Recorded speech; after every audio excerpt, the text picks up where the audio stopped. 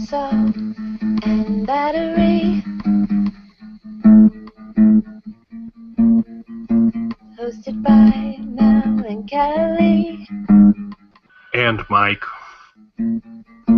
Forget what you know.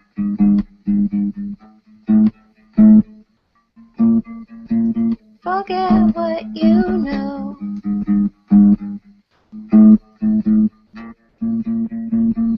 Assault and battery.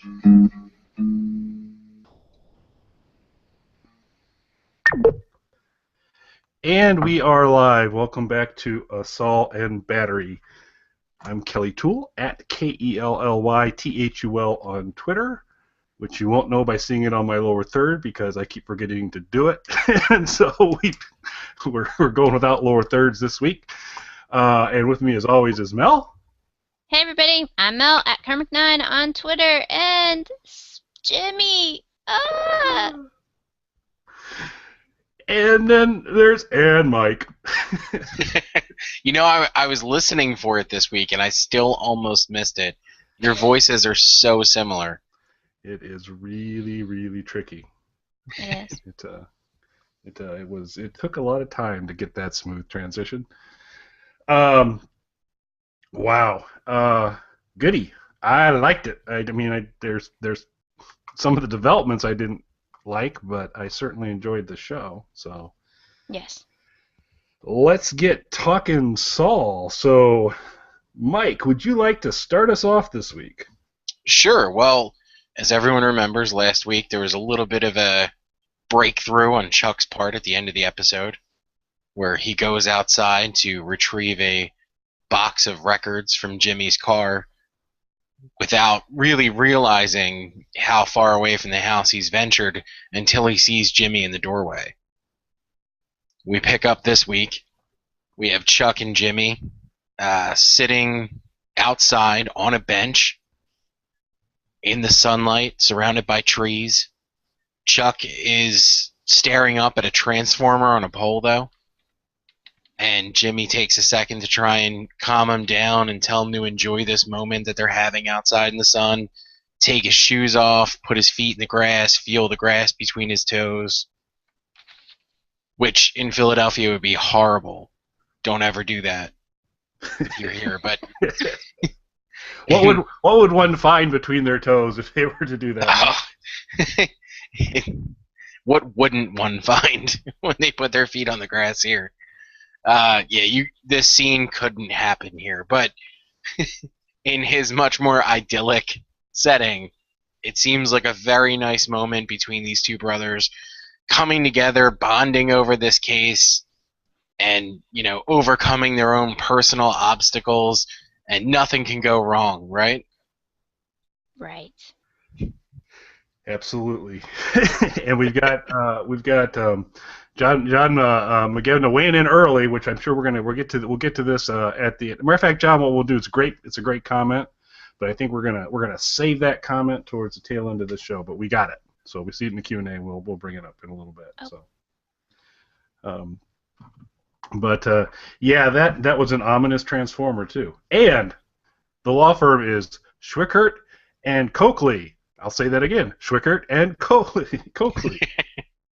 Much better than my attempts last time. Yeah, there was some confusion about the name last week, right? There was not even close to confusion. I don't know how to describe it, but anyway, we move on into Act 1, where we're back at the homestead where Kaylee is playing with the dog that Mike had from the previous visit to the criminal veterinarian. And he's ready to give it to Stacy if she wants it. He's got food and everything she needs, and there's a little bit of back and forth on that. It's pretty obvious, you don't put a dog next to the kid and expect it to go back with you at that point. Although he was offering up to take it back if necessary, and he gets a call on a job opportunity. Yes. Which is an awesome job opportunity. More to come on that shortly. I was certain it was going to be Walmart greeter. Don't shoplift with Mike around. No. Yeah, you get just kind of grunts and eye rolls from him, I think, as you'd walk into Walmart. But I don't know if it's his calling. But we then move from that idyllic scene to the court where Swickert and Jimmy are going toe to toe. And I did like the fact that part of the positioning that Swickert was making was that Jimmy was loud and flamboyant and scaring the guests. And Yes. and Which you can almost agree with, that there may be someone there who could be off-put by Jimmy. yeah, but we've seen that young Paul Newman dressed as Matlock walking through there, and he seems to be charming them. It's true. You can't help but be charmed. And that's where, and Jimmy mentions that the most frequently heard quote there is, "I've fallen and can't get up," but then my favorite quote of the episode, "FYI, old people adore me," which I think was... And I think that's I know accurate. exactly how he feels. I have that same thing. Really? I do. Old people, children.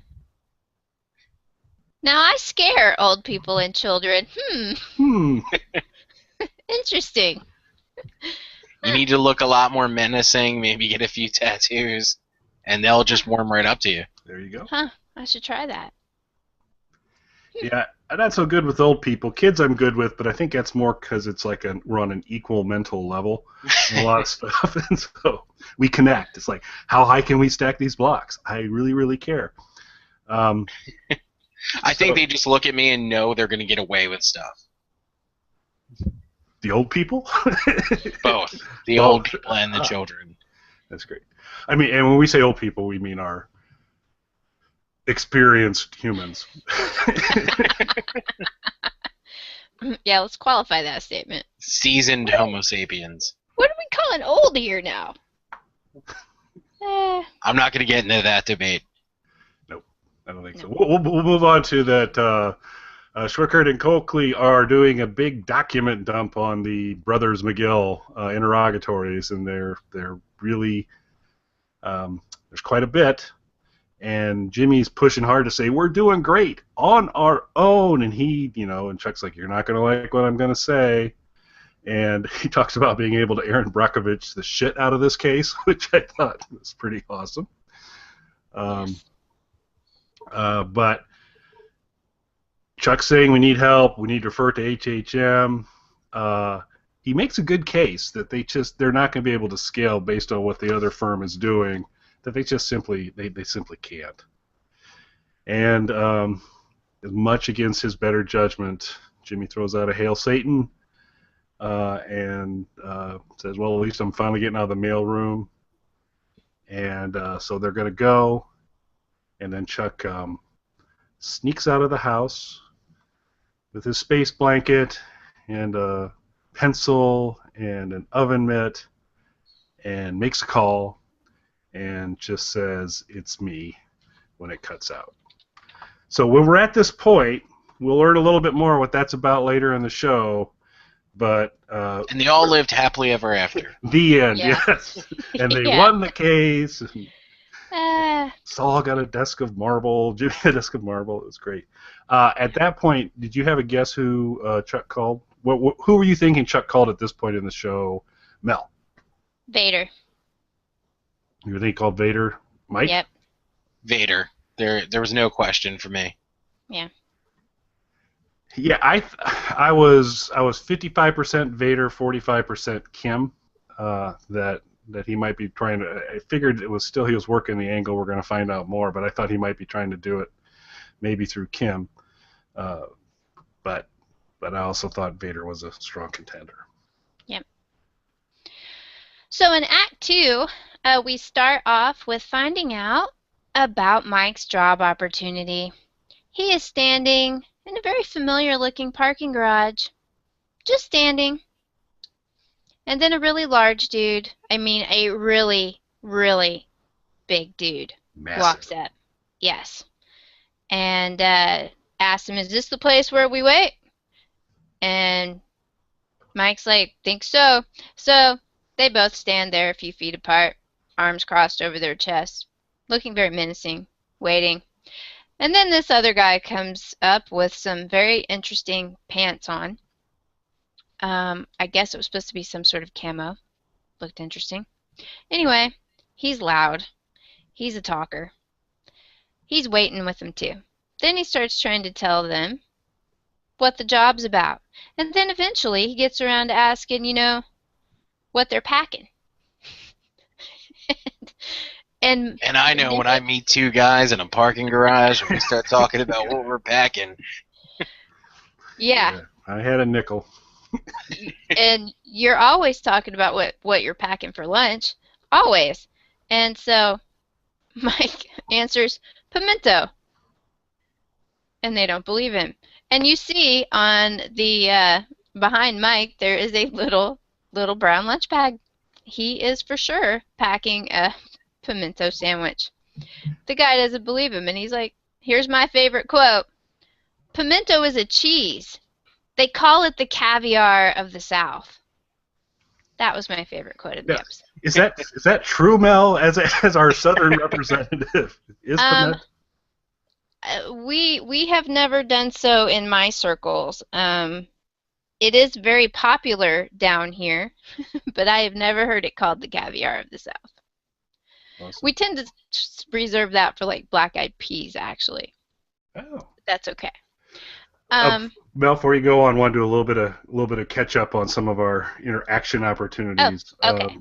First of all, Sean Schick, who 1 minute before our show comes on, Sean asked me to kettle him up. 1 minute. We're getting this whole thing ready to go, and he had all the time in the world, but 1 minute before the show, he asked to be kettled up. Well, Sean, we take care of our listeners, even when they're jerks like you. And so you have been kettled up. You are now part of the Kettlehead group. Anyone else listening who's not, please just tweet me, kettle me up, and we'll get you on there. But Sean also shared that Bob Odenkirk's going to be on the Late Late Show tonight. So depending on what your viewing habits are, you might want to know that. So really appreciate that, Sean. Now, you shouldn't judge him, though, for the time. I mean, when the power of the kettle hits you, That's right. You can't control it.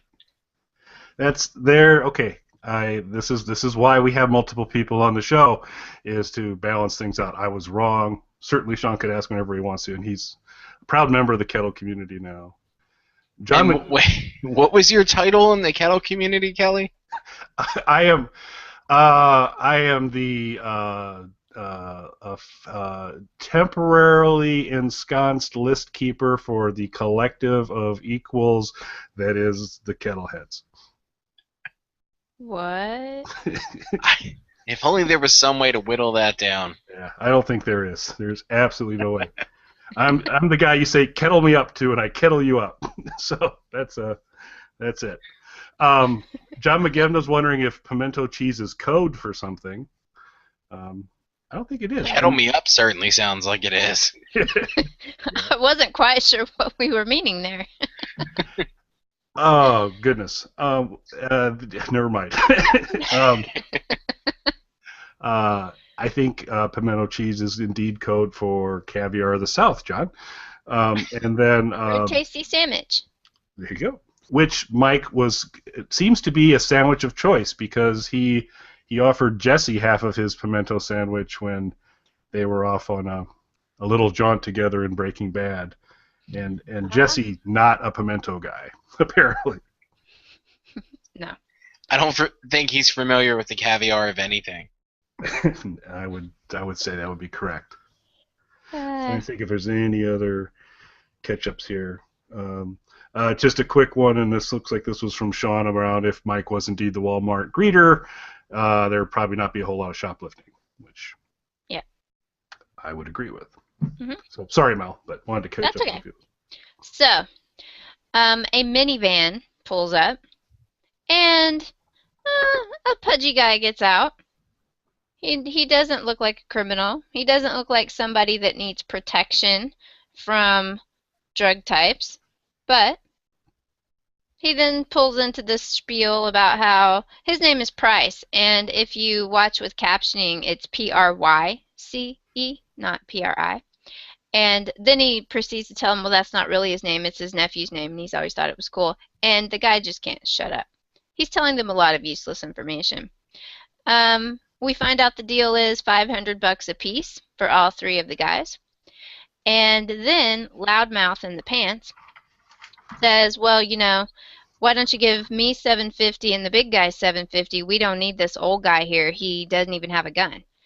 And Mike tells him, if he needs a gun, he'll take his, which, of course, leads to Mike having to show him how precisely he will take his gun. So he very easily, quickly disarms this guy, knocks him down, takes all of his several weapons off of him, and the big dude smartly runs away. So Mike is left being the lone protector, and now he gets the whole $1,500. So it's a win-win. Yeah, and old Price is sitting there Pseudo going, Price. what's that? Pseudo Price. Pseudo Price. Yeah, Pseudo pseudo Price is sitting like, oh, we're gonna need 3 guys, and Mike's like, no, we won't. Yeah. And you're hearing this. I believe the gentleman's name was Sobchak, or it was at least according to SorySync. And he's basically making a lot of noises on there, and Mike's like, he'll be fine. Right. And they drive away. Yep.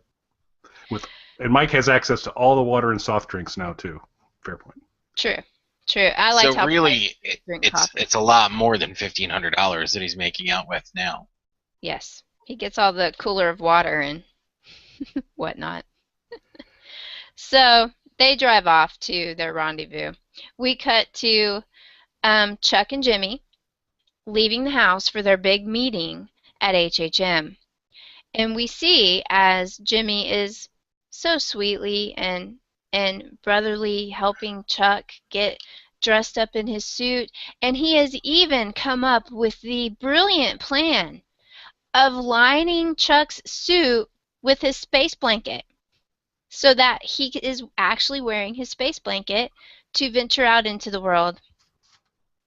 So we cut over to HHM where they are collecting all of the cell phones from everybody in the entire building, turning off all the computers and turning off the lights, waiting for them to get there.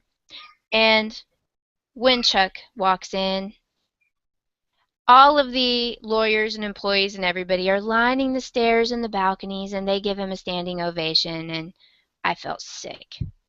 I just felt sick. Really? Because I kind of thought Howard appeared at least to be sincere about saying, I'm going to make sure I get all these phones taken out of commission, and not rolling his eyes about it.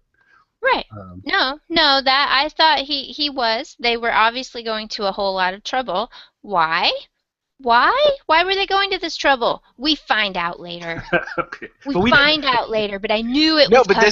this is they walk in, everyone greets them with the hero's welcome, and then Yes. it ended, and everything was happy, and Yeah. And Jimmy gets his marble desk, and everything's good. and him and Howard, it ends. They decide to become racquetball partners. That's right. Yeah. So we cut to the big conference room, and I don't know how many people were in there, like a lot, all seated at the big round table, and they're going over the case, and man, this is a slam dunk, according to Howard. And then they tell Jimmy about his part of the deal. They're going to give him 20% of the final settlement. Plus, they're going to give him $20,000 now as an on-council fee. And so then, Jimmy's like, yeah, that's cool. I'm okay. I agree to that. That's good. And then he tells them the office number that he wants, which is right beside Chuck's. And Howard has to clear the room so that he can tell Jimmy how that's not going to happen, how they want the case, but they don't want Jimmy, and he's not ever going to work there. And you see Chuck over there with this completely fake surprise look on his face. Boy, Traitor. Mel is not Team Chuck. I think Traitor. So he's sitting there making all of these oh no noises and liar. So anyway, So Chuck. Sean Schick, by the way, quick late breaking news on Sean. He actually has been wearing a space blanket under his clothes for a number of years because it improves his Wi-Fi reception. Really? I'm going to have to try that. I go through this hole on the way to work every day. I'm going to have to try that. Thanks, Sean. I just wear space blanket underwear for the feel, but I've never really tested how it works in conjunction with my Wi-Fi signal. I like the crinkly sound it makes. So is that space blanket shiny side out or in, Mike? When you? Oh, shiny side in. Okay. Yeah. No, I'm worth it. You have to know when to pamper yourself. You do. Just don't lotion before you put the space blanket on, or it sticks. No, yeah, I'm all about texture. Speaking of texture, Jimmy then gets a little bit of texture of his own, and he proceeds to tell Howard how he's not taking the deal, and he will burn the whole thing to the ground before he gives it to him. So the deal's off, and they walk away. And that was Act 2. Yeah, and boy, and it was just amazing to watch Jimmy's progression through liking that, everything's going through, and it's like, and that's the office I'll take, and here's why. And then just this increased anger because Howard just says, we want the case, he stops short of saying we don't want you, he just says we just want the case, and won't tell Jimmy why, and he gets pretty upset. And we know why he won't say why. Dum dum dum. Mr. Texture, do you want to take the next act? Sure. Well, after the meeting doesn't exactly go the way that Jimmy planned, we see Kim going to Vader's office to inquire as to why they wouldn't offer him the position, given that he did do all of the legwork for this.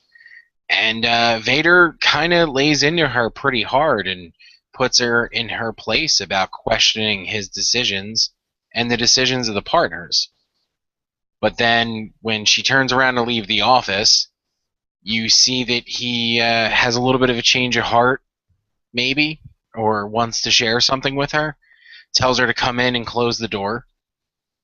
And as Mel has alluded to, it is not to give her necessarily good news. No, not at all. And so this was, while I think I don't know if any of you have picked up on it, but Mel has an issue with Chuck in this episode. You know what? It was subtextual. It was subtle. But, yeah. You could tease it out. But I was worried going into it. I said, I'm going to have a problem with somebody, and it's going to be Chuck, or it's going to be Kim, or it's going to be both of them. And I really, really didn't want it to be either of them because I really like both characters. But I was going to be really, it just would have been such a body blow to Jimmy if it was Kim that had really turned on him. And so I felt good at least to see Kim kind of, even though she was getting a bunch of crap from Howard, to say, he's my friend, I think he's a good lawyer, and she stood up for him. She did. I was very proud of her. I was very worried that she was going to be one of the betrayers here. So I was happy. Yes. Yeah. Then Howard lays it out for her. We find out about that later. Yeah. Figuratively. So next, we get back to Mike and Pseudo Price. And you see that they are in what looks like the parking lot of some sort of industrial area with some factories around them. And Pseudo Price is looking to Mike for a little bit of direction in this exchange that's about to happen. It's pretty clear that maybe he's new to this, and he's not sure if he hands off his merchandise before or after the money is exchanged. And Mike advises him to take the money, count it if it's all there, make the rest of the deal, and then they go on their way. And of course, we see a van pull up with a few people in there. Pseudo Price expresses his concern that this should have been a 3-man job. And then I don't know about you guys, but I was giddy to see our old friend Nacho step out. Yes. Yes, indeed. I think anything with him is good, and I can't wait to see the power couple that him and Mrs. Kettleman make someday. Ooh, that would be. Well, that could not have happened because Gus Fring could never have been in charge. If those two had paired up, clearly they would be running. That's true. Yes. That But did y'all that see the makes sense. article? Did y'all see the article today that hinted that we might possibly see Gus before the season's over? Which we didn't. It didn't happen tonight, so I think they're just teasing us. But I didn't. No, I had not seen that, but I would love to see Gus sooner rather than later. I would too. Was it with Mrs. Kettleman in arm? Well, No, they- I mean, we never do see Gus's wife or a photo or anything like that, right? No, Nope. not that I remember. So, maybe Mrs. Kettleman moved up. Yeah. Yep. And old Vince, I mentioned this a show or two back. Old Vince needs to go George Lucas and kind of Photoshop her into some of those scenes in Breaking Bad. Oh, Well, Yeah. after we see Nacho gives an envelope with the money to Pseudo Price, who takes it back to the van where he had left the box of narcotics that he was going to exchange for this money. He counts the money as Mike told him, while Nacho and Mike still stand facing each other in the parking lot, and then points out that it is $20 short. To which Mike says that the deal was Pseudo Price was willing to let it slide, but Mike instructs him that the deal was for the full amount, and $20 is what they agreed on. That extra $20, whatever. Did they say what the total sum was? No, just that it was 20 short. That it was 20 short. So Nacho reaches into his pocket, pulls out some money, and allows the 20 to land on the ground and lets Pseudo Price chase after it.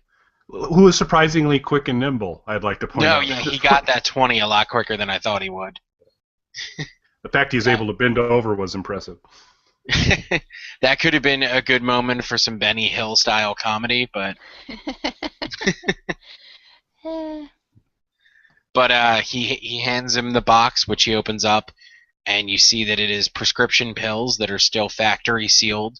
So obviously he has some sort of Pseudo Price has some sort of direct connection to the pharmaceutical company. And after the exchange is made, the two of them return to the van, and Mike and him have a really interesting conversation that sort of plays out to me almost like a father and son talk, but in a weird, twisted, alternate reality. yes. Where Mike is sort of explaining to Pseudo Price that he's a criminal now, that he took something that didn't belong to him and sold it to someone else and kept the money from it, so that makes him a criminal, but not necessarily a bad person. Which, I think is a good message to take away from all this.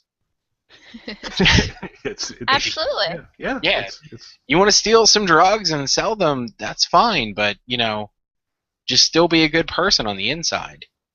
Yeah. Mike also explains that after they have this little talk, he asks him for his money, and he also lays out for him why he got more than his money's worth out of it, because Mike had done a little bit of background research into this and found out that Nacho was actually doing this as a side deal and not cutting his regular crew in on it. So that's why Mike knew he wouldn't need a gun, because it was in Nacho's best interest for this to be very under the radar. Yeah, because who would be the person that wouldn't know about this that might find out? Tuco.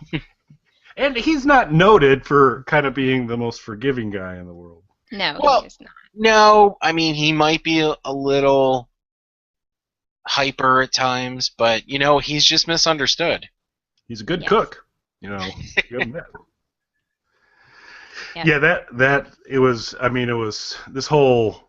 It was nice to see the Mike of Breaking Bad kind of show up in full force through this thing in terms of taking out that jerk in the garage, and then just met and eyeballing down Nacho, and agreed upon amount or no deal, doesn't budge on it. Just so cool. I was in Mike. And I think you really hit on it there too. This was the Mike from Breaking Bad now. Right. Yeah, this is where he basically lays out the philosophy that took him through Breaking Bad. If you make a deal, you stick to it.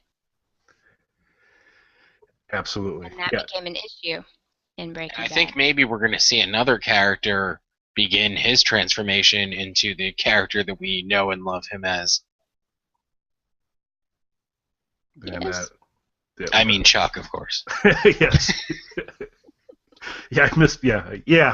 That's huge. Chuck is huge in Breaking Bad. Yes. So just a side note, in terms of some of the Twitter and Q&A commentary, apparently John McGevna is a cheese expert, and I think if you just tweet "Give me cheese" to John, he's obligated, now living in Wisconsin, to send you cheese. You're going to make me sign on Twitter. There you go. So, yeah. So we've got that. So then we go into the final act, which I had numbered incorrectly, which caused a little bit of a kerfuffle during our show prep. But I'm all good now. The final act, Act 4. There isn't an Act 5. There's no Act 5 in this, only an Act 4. And we see Kim at the salon, nail salon, waiting for Jimmy to make his return. And Jimmy's loaded with liquor and not a happy man, and describes Howard as reaching a new level of douchery, and a level such that it will be passed down by wind talkers and the like. Which I'm not sure what a wind talker is, but it sounds pretty awesome. There's a "Blint go blow me" thrown in there at some point in time, which was almost my quote, but something else came that I thought was better. That's great. So it's still, I'm still waiting for the Mike quote here, so this will be pretty cool. And then Kim is telling Jimmy to take the deal, and so this, and we've talked about it on the show, is that I'm a huge Saul Goodman fan. I was like, okay, you can have your Jimmy McGill for 2 episodes, but then you got to give me Saul and just get rid of this guy. And then as this arc has gone, I've really, really liked Jimmy, and I'm absolutely cool with having Jimmy for as long as possible now. But this is the first time in the whole show that I wasn't particularly happy with Jimmy, because Kim's there, she's telling him to take the deal, and he turns, and I mean, given the information he has at this point in time, he's not like completely out of line, so he assumes that Hamlin has coerced her one way or another, or bribed her one way or another to push Jimmy for the deal, and he turns and he's cutting into her hard around as she says take the deal, and he hits her and he hits her and he hits her verbally multiple times, and she takes it. You can tell it hurts. She doesn't like it, but she just comes back to, you should take the deal. And why, at this point, when you were watching the show, did you feel that she came to that conclusion? What did you think that Vader said to her? I think Vader shared that it was not his idea, and it was what we're about to find out. and I think so. Which I just wanted to say also that I didn't feel that Jimmy was out of line saying what he said to her, because she has exhibited putting Hamlin, her job at Hamlin at HHM over him. He's wanted her to come join him, and she's shot him down. So she has a precedent of choosing the job over their relationship. But she also doesn't tell him what she knows. Right. I think it seems overly harsh, because we as an audience at this point have an idea of what really happened. Yes. But, she doesn't tell him, which we could take to mean, she's trying to spare his feelings, or more likely she's also trying to protect her job, because she can't tell him what she knows. Because where would he have found it out but from her? So Anyway, she still isn't totally loyal to him, I don't think, but she's trying. Yeah, I do think she's a very, very good friend and a good person, and Yes. gonna be in some tough spots. And I want her to stay a good person so much. Yes. And the actress is doing a great she's caught job. in the middle. Yep. So, And the so tell us what we find out. I will. I'll get there. I'll get there. I know it's coming up right now. Is there any other cleanup I need to? Nope, not yet. We got some other comments to kind of get to. But so then we cut to Jimmy's in his nail salon office and his phone is dead, and so he starts to charge up his phone. And we cut away from that scene to Chuck's house, and Chuck's busily preparing to do the Chuck version of ironing. Some steam is generated, ironing board is put in the sun, and he's getting ready to do some iron because you never know when he's going to need to come back to do more good work at HHM. He was whistling very happily as well. Yep, seemed to be quite pleased with himself, Yeah. and then discovers that Jimmy's in the house. And how long you been here? I don't know. Took my watch off, maybe an hour. And Jimmy kind of shares, I'm going to take the deal. And then starts going into, oh, what a shame it is. It's been the McGill boys working together. And kind of all through this scene, it's I think, even to me, the nuanced challenge observer of things, I knew that Jimmy was being sarcastic in this process. But he's like, oh, it's a shame because the McGill boys could have been going. And I'm so lucky to have you looking out for me, Chuck. And then he says, oh, maybe, because I know you really, because he's like, I'll keep working for you, Jimmy. I'll keep working Howard. I'll wear him down. And Jimmy kind of decides to dial it up and goes, well, maybe you should quit, Chuck, or at least threaten to quit. That'll squeeze him from there. Yeah. And, they love you. Think about all the people there. And Chuck's pretty getting uncomfortable in this conversation. And then Jimmy shares that he knew he always shuts his phone off. It was weird that it was dead. He ended up calling the phone company, found out there was a deleted call, 2 o'clock in the morning, and the only person that could have done that was our friend Chuck. So as you called Hamlin, you didn't want me. And so Jimmy's kind of asking why, and this is where Chuck, this is where I'm now on Team Mel. I'm not liking Chuck because this is where this bile comes out of Chuck around. You're not a real lawyer. You went to correspondence school, which was basically the only way that Jimmy could have done what he did. He's giving Jimmy no credit for what he's done. You're always going to be slipping Jimmy. It was easy for you. I worked hard. And it was just this process that probably from the very beginning Chuck has never wanted. And you kind of saw that when Jimmy told him he got he passed the bar. Chuck has zero interest with Jimmy being a part of this world. No, he had to prompt him to tell him he was proud of him. Yep. When he passed the bar. Yeah, and it was still half-hearted at best. And so the online courses, the shortcut, you're still slipping Jimmy, and slipping Jimmy with a law degree is like a chimp with a machine gun. My favorite line of the show. There you go. That makes perfect sense. So mean and hateful. Ugh. I wanted to shove him out into the sun under that transformer. Yep. Watch him fry. But Jimmy As doesn't. mean as it was, I could almost see a Saul Goodman business card that says he's like a chimp with a machine gun. He should have used that as a logo. I'm Saul Goodman. You have a chimp with a machine gun. I can take care of it. It's not a problem. And then, but then there's at least. I was like, go Jimmy, go, because he basically delineates to Chuck. Here is, I got you your bacon. I got you some more ice. I got you some more fuel for your lanterns, but I am done. And he is basically, he's no longer going to be helping Chuck. And walks out, gets into his piece of crap esteem, Suzuki esteem, and heads off. And Chuck's calling for him to come back and talk, and Jimmy's having none of it, and Jimmy says, I am done with you. In our chat window, just real quick, we've got Myrna saying that Chuck deserves his electronic sensitivity because he's a bad brother. Yep.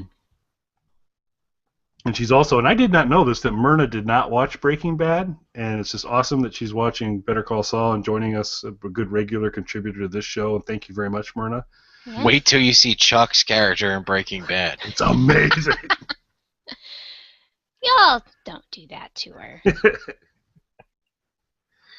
Now, Yes, let me to ask you answer both your- something. Yes, go ahead. Oh, knowing we already kind of suspected that, you know, Chuck didn't really want him there and was maybe working against him when we saw a few hints in the previous episode, and then of course throughout this episode you kind of knew that this was coming. Did it change your opinion of Vader at all? So it did to me is that I don't think he's a fan of Jimmy by any stretch of the imagination. But you know, for me it was when Kim was in there honestly sharing her opinion and he was being kind of such a jerk to her. Then I was like, yeah, my Vader hate is strong. But then I think a lot of his frustration came back to, look, you're coming at me on something that's not mine. I wasn't pushing this. This is somebody else that's doing it and coming clean. So I'm probably not going to have beers with Lord Vader, but I don't think he's like a horrible guy right now. Mel? I don't know if I could say that it changed anything. He was being extremely ugly to Kim. I made a Twitter comment about he was force choking her. But He was what?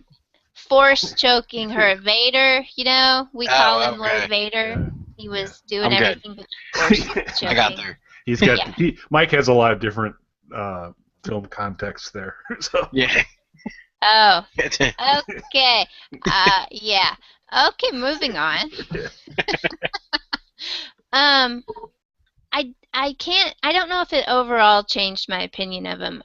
He was going downhill even further during that instance, and then he stopped her, and you could see, you know, the kind of the Howard that we've known before when he stops her and he's going to tell her. But I don't think he disagrees with the decision. Chuck just gave him the ammunition that he needed to do what he wanted to do all along. With Chuck in his corner, you know, he knew that, you know, they could get around Jimmy if they had to at some point. But I think in that instance he was so ugly also because they lost a really good case because of all of this. Now, would he in the end have taken Jimmy on? That is another question. I'm not sure. I'm sure he didn't want to, but would he have if that case was that lucrative? I think if Chuck hadn't said don't, it seems my sense is it seems to be common form that's what would have happened for the lawyer. And Jimmy did the work here. Mm-hmm. He, contrary to Chuck's opinion, he is a good lawyer, and he did the work to kind of figure it out. And this is where a couple of the posts from John McGivna from a little bit earlier we can kind of bring in now, which is, first of all, he had shared that Chuck is the kind of lawyer that ambulance chasing lawyers are ashamed to call a fellow lawyer. And then what I really thought was accurate, and I feel this way too, Kim's the only person who really cares about Jimmy, and it breaks her heart when she learns what's happened here. Right. Yeah. Yeah, and I'm not Chuck is dead to me now. So. Yep.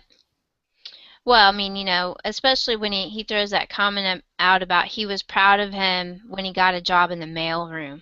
He's more proud of him for working in the mailroom than he was for him going to do all of that work that he did. You know, he had to jump through a bunch of hoops. It took him years to get that law degree that his brother is basically stomping all over. So what if he didn't go to Harvard? So anyway, it was a lot of hard work from where he came from. and he was more proud of him just for working in the mailroom than for trying to be a lawyer. Living up to his big brother's expectations. It's just so sad, that Jimmy has spent all of what we have seen so far in this season doing so much for Chuck, and he still does it even as he knows what Chuck has done to him. That he brings him a 10-pound bag of ice, bacon, eggs, and those steaks that he likes. That'll keep him going for 3 or 4 days, and then he's done. But one assumes he will take the deal, and so then I guess HHM can pay somebody to come be Chuck's new houseboy. Yeah, and it's and this is this was I was worried, and Mel, you had shared some stuff on Twitter earlier in the day around the overarching sense of doom of this episode. That it was like, what's going to happen here? It was kind of interesting because character-wise, Nacho's back, yay. We see Mike become more Mikey. Mm-hmm. Howard shows that there's, he's not all Vader, which is kind of cool. Kim remains awesome. And it's just this one guy who really takes a turn on us here. Right. Well, we knew something had to happen. And I guess that was, did we answer Myrna's question? Since she hasn't seen Breaking Bad, that yes, this is kind of the moment that we were all afraid of, that something had to happen to turn Jimmy into Saul. And so I think the feeling here is that this is it. I think it's the catalyst, and she asked him if it will make him bad. See, my personal opinion is I don't think Saul Goodman is bad. I think he's devoid of any moral decision making. I think that he's indifferent to that, but I don't think he's bad. I don't think he tries to hurt people. He's just all about maximizing the world of Saul.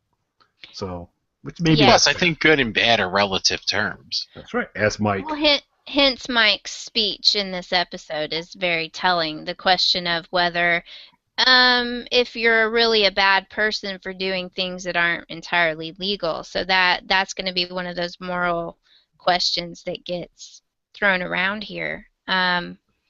Jimmy, I think Saul remains a lot like Jimmy, but he becomes much more self-centered.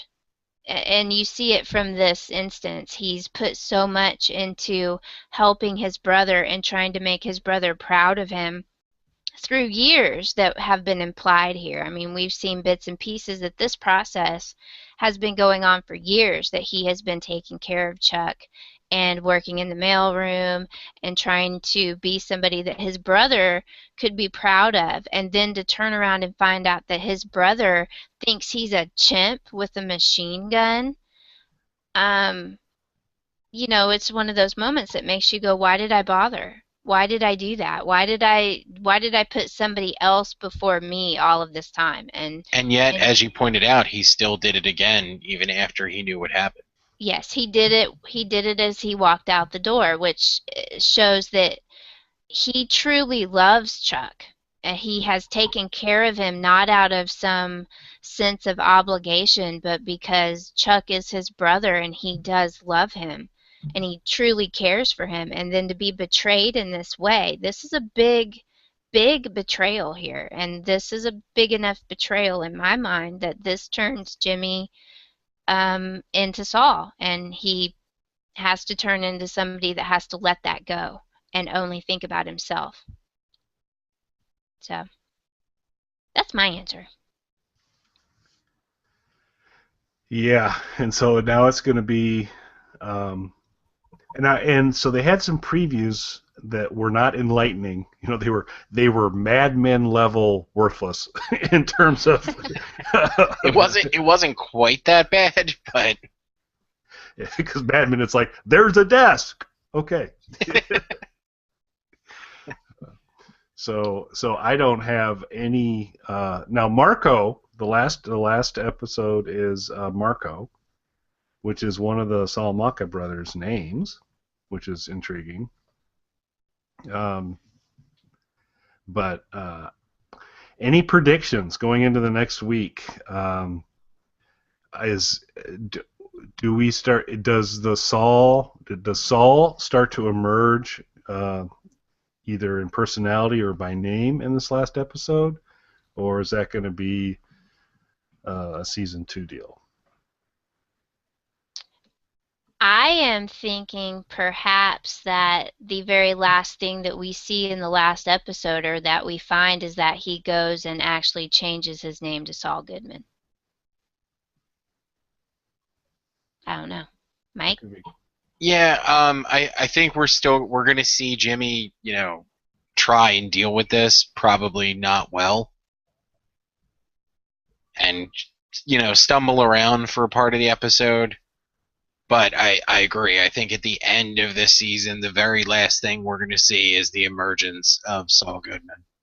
Yeah, I mean, he's got 20,000. He's going to probably have 20,000 of starter money to buy a bus stop advertisement or two, a park bench, and we'll begin. Yeah, and I think at this point the McGill name is dead to him.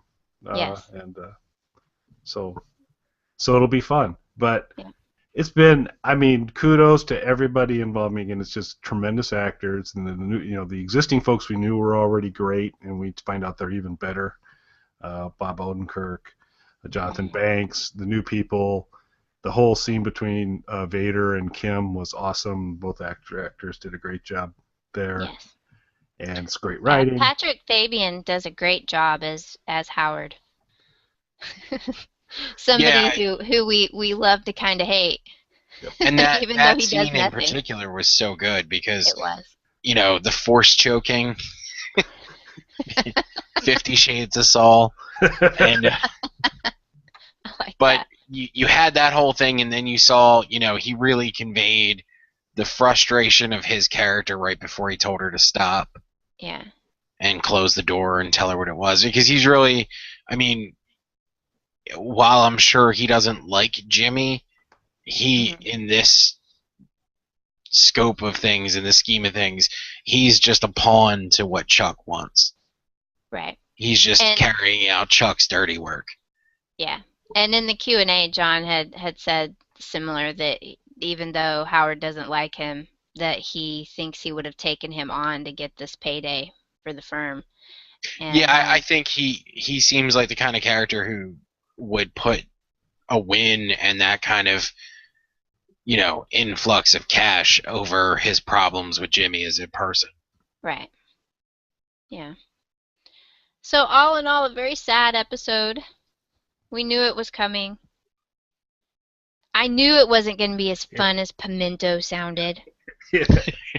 That sounds like a chipper, fun episode, doesn't it? But it does.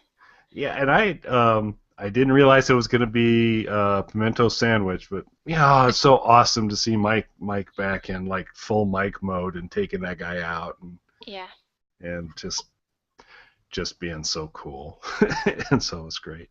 And I feel like that was another thing too that sort of lends itself to letting we're seeing Mike become the fully realized Mike that we knew from Breaking Bad. And now it's time for Saul to emerge completely from the Jimmy cocoon. Right. And we just have to wonder, how long is it going to take before Mike is working for Gus? Yes. Yeah, because that's... Although I got to think... so Gus is kind of high-end. I mean, in terms of he's running it. And I just don't think that his feeder system is the local veterinarian to say, hey. No. But and I also don't think Price or Pseudo Price is another that Gus would say. So were you pleased with his work, Price? Yes. Yeah, but we might see, Mike's motivated. He needs money, and he knows how to get the job done. So, he might call attention to himself pretty quickly. I have hopes that we're going to see Gus next season. I hope. I think that would be great. That would be awesome. Even if it's just in passing. Even if they go into a Los Pollos Hermanos and he's there smiling behind the counter in his yellow shirt. It would just be awesome. It would be. It would be fun. Yep. But we'll have to see, and I'm sure. And they talked about running them through the ringer the last two episodes, 9 and 10, and so the ringage has begun here in 9, and so who knows what's going to happen here in the next one. But what a fun show, and thank you everybody, Sean, John, Myrna. For joining us tonight and interacting, because it's that's why we're doing this, is to kind of hear from folks and kind of get we have thoughts, and it's great to hear what you all are thinking as well. So thanks. And Myrna, it's going to be great when you go back and watch Breaking Bad. Wait till you see the alien mothership land. And Chuck comes out as the leader of the aliens. So the space blanket is a hint. Yeah, spoiler. Yeah, where do you get that space blanket, Chuck, from? Yeah, there you go. Yeah. Excellent. Well, I think, gang, that wraps us up for tonight. Mike, Mel, thanks as always. It was fun. And I think on that note, I'm just going to say thanks to everybody for listening tonight. We'll be back next week.